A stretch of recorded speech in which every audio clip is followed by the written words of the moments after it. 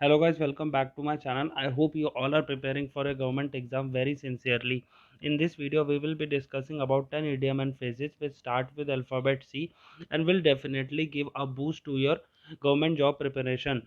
तो चलिए शुरू करते हैं। इसमें सबसे पहले है call a spade a spade. Call a spade meaning होता है स्पीकिंग फ्रैंकली एंड डायरेक्टली। मतलब क्या है, किसी से सच कहना और कोई इधर उधर की बातें ना कहना, उसको कहते हैं call a spade a spade. इसका एग्जाम्पल होगा well I believe it's time to call a spade a spade. इसको याद रखिएगा, कॉल अ स्पेड अगली बार से अगर आपसे कहे तो कहेगा उसका मतलब होगा कि आप उससे करेक्ट सीधी सी बातें करिए, इधर घुमा फिरा के बातें मत करिए। अब नेक्स्ट है come through with flying colours. Come through with flying colours का मीनिंग होगा बी हाईली सक्सेसफुल। इसका एग्जाम्पल होगा the officer training was gruelling but he came through with flying colours. मतलब क्या है, ऑफिसर ट्रेनिंग टफ टफ थी लेकिन वो हाईली सक्सेसफुल हो गया उस ट्रेनिंग के बाद and he came with flying colours. अब इसमें थर्ड है कॉक एंड बुल स्टोरी। इसको हमने अपनी एक प्रीवियस वीडियो में भी डिस्कस किया हुआ है, बट इसको एक और बार रिवाइज करते हैं। उसमें होगा made up story that one should not believe. मतलब क्या है, कॉक एंड बुल स्टोरी ऐसी स्टोरी, मनगढ़ंत कहानी को ही कहते हैं कॉक एंड बुल स्टोरी। अब इसका एग्जाम्पल होगा don't give me that cock and bull story. मतलब क्या है, मनगढ़ंत कहानी मत बताओ जिसपे मैं भरोसा नहीं कर सकता। अब इसका क्या फोर्थ है, इसका cross one's t's and dot the i's. इसका ये है पूरा idiom, dot the i's and cross the t's. इसका मीनिंग है बी प्रिसाइज एंड केयरफुल। मतलब क्या है, पॉइंट टू पॉइंट बात करना, इधर उधर की बातें नहीं करना। इसका एग्जाम्पल होगा the negotiations are nearly finished but we still have to dot the i's and cross the t's. मतलब क्या है, पॉइंट टू पॉइंट हमें चॉक आउट करना पड़ेगा क्या क्या नेगोशिएशंस में डील हुई हैं। अब इसका फिफ्थ है च्यू द कड। अब कड क्या होता है, जो जानवर जो है जैसे गाय वाय क्या होती हैं, वो जुगाली करती हैं। मतलब वो पहले अपना सारा फूड एक स्टमक में निकाल लेते हैं और फिर वो खाली बैठ के उस स्टमक से फूड निकाल के उसको जुगाली करते हैं। अब ये जो फूड निकलता है इसको कहते हैं कड। तो इसका च्यू द कड मतलब होता है पॉन्डर ओवर समथिंग। मतलब किसी एक चीज पे सोच विचार करना। इसका एग्जाम्पल होगा he sat for a moment chew the कड बिफोर ही स्पोक। मतलब क्या है, उसने वह कुछ देर तक बैठा और कुछ देर के लिए सोचा और फिर बोला। तो मतलब च्यू द कड मतलब होगा आपका पॉन्डर ओवर समथिंग। अब नेक्स्ट है आपका क्लोज बट नो सिगार। अब इसको मैं एग्जांपल से बताता हूँ। जैसे अभी कुछ दिन पहले इंडिया और पाकिस्तान का मैच था, तो दोनों में क्या हुआ, इंडिया के सबसे ज़्यादा चांसेस लग रहे थे जीतने के, बट एंड में इंडिया नहीं जीत पाए और पाकिस्तान जीत गई। तो सेम इसी का मीनिंग है coming close to a successful outcome only to a fall short at the end. मतलब क्या है कि स्टार्टिंग से ही आपको लग रहा है आप जीतेंगे जीतेंगे जीतेंगे, बट एंड में क्या होता है, आप नहीं जीत पाते नहीं जीत पाते नहीं जीत पाते। तो इसको कहेंगे close but no cigar, meaning close coming close to a successful outcome only to fall short at the end. मतलब स्टार्टिंग से लग रहा था जीत जाएंगे, एंड में हार गए आप।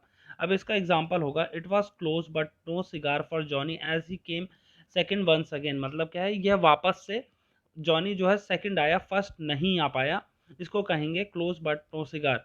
अब इसमें seven cry over spilled milk. अब जैसे क्या है, एक कटोरी में आपका दूध रखा है, अब ये दूध बेचारा गिर जाए जमीन पे, तो क्या आप इस दूध को वापस से कटोरी में रख सकते हैं और पी सकते हैं? नहीं, आप ऐसा नहीं कर सकते।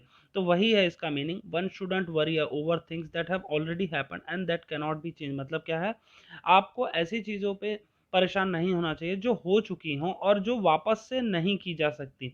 इसी का मतलब होता है क्राई ओवर स्पिल्ट मिल्क। अब इसका एग्जाम्पल होगा yes we made a mistake but there no point in crying over spilled milk. मतलब क्या है, कोई पॉइंट नहीं है स्पिल्ड मिल्क के ऊपर रोने का।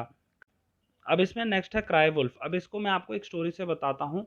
बचपन में आपने एक स्टोरी सुनी होगी, जो एक गांव में एक चरवाहा था, वो अपनी भेड़ चराता था। अब वह चरवाहा क्या था, अपने गांव वालों को हमेशा उल्लू बनाता था ये कहकर कि भेड़िया आया भेड़िया आया भेड़िया आया। बट और अपने उसके गांव वाले भेड़िया के डर से आ जाते थे। लेकिन एक दिन क्या हुआ, एक्चुअल में भेड़िया आया और चरवाहा ने शोर भी मचाया, बट गांव वालों को लगा रही है तो हमेशा मजाक करता है, इस बार भेड़िया नहीं आया होगा। बट उस दिन भेड़िया आया और वो उसकी भेड़ों को खा गया। तो सेम है इसका meaning someone is calling for help when it's really not needed. मतलब क्या है, जब एक आप ऐसे टाइम पे ही बोल रहे हैं जब आपको हेल्प की जरूरत नहीं है, जब आपका भेड़िया आया ही नहीं है, तो आप चिल्ला क्यों रहे हैं कि भेड़िया आया भेड़िया आया। अब इसका एग्जाम्पल होगा if you cry wolf too often people will stop believing you. Same उसके चरवाहे के साथ हुआ था कि उसने इतना ज्यादा भेड़िया आया बोल दिया था कि लोग उस पर भरोसा करना ही छोड़ दिए थे। अब नाइन्थ है इसमें क्यूरोसिटी किल्ड द कैट। इसका मीनिंग होगा mind your own business as too much poking and producing could lead to harm. मतलब क्या है, इतना ज़्यादा आप में क्यूरोसिटी है कि आप बार बार किसी के बिजनेस में नाक घुसेड़ते रहते हैं, तो उससे चीज़ें खराब ही होती हैं। सेम अब इसका एग्जाम्पल होगा why are you going away so suddenly, curiosity killed the cat. मतलब क्या है इसका, आप इतनी जल्दी क्यों जा रहे हैं, आपकी क्यूरियोसिटी जो है आपके पूरे काम को, जो आप इतनी देर तक रुके हुए थे, वो सारा खराब कर देगी, आपके सारे एफर्ट्स को। अब आज की वीडियो का हमारा सबसे लास्ट इडियम है कट टू द चेंज। मतलब क्या है, किसी एक पॉइंट पे स्ट्रेट अवे बात करना, इधर उधर की बातें नहीं करना, उसको कहते हैं कट टू द चेज। इसका एक सिमिलर पॉपुलर सेइंग है, उसको कहते हैं बीटिंग राउंड द बुश। मतलब क्या है, इसका ऑपोजिट है। जैसे कट टू द चेज है मतलब डायरेक्टली बात करना, बीटिंग राउंड द बुश है मतलब इधर उधर घुमा फिरा की बातें करना। इसका एग्जाम्पल होगा I don't have long to talk so I cut to the chase and asked whether he was still married. मतलब क्या है, मेरे पास इतना टाइम नहीं था कि इधर उधर की बात कर सकूं, सो मैंने कट टू द चेज किया एंड आस्क किया डायरेक्टली कि क्या वो मैरिड है। ऑलराइट गाइस, अगर आपको मेरा वीडियो आज का पसंद आया तो वीडियो को लाइक कीजिए। ये बहुत अच्छा मोटिवेशन होता है जो हमें और ऐसी वीडियोस बनाने के लिए मोटिवेट करता है। सो नेक्स्ट टाइम हम मिलेंगे 10 इडियम के साथ एक्स्ट्रा, जो ऐसे ही सी अल्फ़ाबेट से स्टार्ट होंगे, और मैं आपको ऐसी इडियम एंड फ्रेजेस की एक सीरीज आपके पास सामने लाऊंगा, जिससे आप जब तक आपका कोई भी गवर्नमेंट एग्जाम हो आप अच्छे से प्रिपेयर कर सकें एटलीस्ट इडियम एंड फ्रेजेस को। Please subscribe my channel for more such content and like all my videos so that you never miss a update. Thank you.